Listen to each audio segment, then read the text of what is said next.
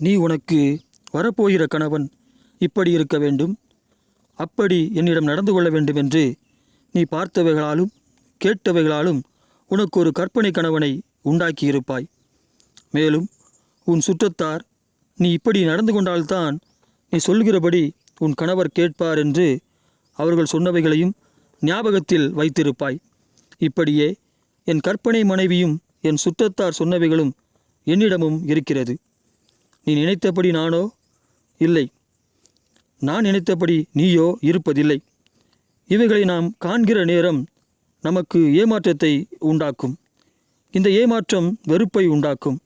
இந்த வெறுப்பு வைரஸ் போல நம் சுற்றத்தார் மேல் பரவி நம் வீட்டில் அமைதியின்மையும் சமாதானமின்மையும் குழப்பத்தையும் உண்டாக்கும்.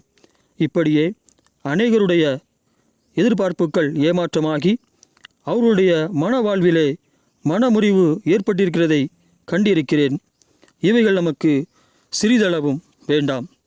அதனால் உன்னுடைய கற்பனை கணவனையும் என்னுடைய கற்பனை மனைவியையும் திருப்பி எடுத்துக்கொண்டு வர முடியாத தூரத்தில் எறிந்துவிட்டு நாம் இருவரும் புதிதாய் ஒருவரை ஒருவர் சந்திப்பது போல சந்தித்து பொறுமையாய் நீ என்னையும் நான் உன்னையும் புரிந்து கொள்ள முயற்சிப்போம்.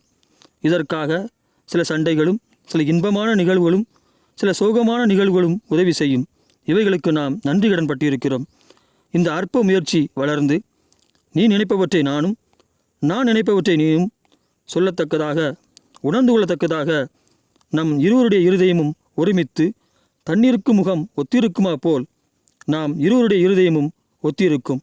இப்படியே நம் மணவாளனாகிய கிறிஸ்துவை புரிந்து கொள்ள முயற்சித்து அவருடனே கூட நம் இருதயம் ஒருமித்து இருக்கும்படி வாழ்வோமாக. அப்பொழுது நீ வேண்டிக் கொள்கிற எவைகளோ அவைகள் உனக்கு உண்டாயிருக்கும்.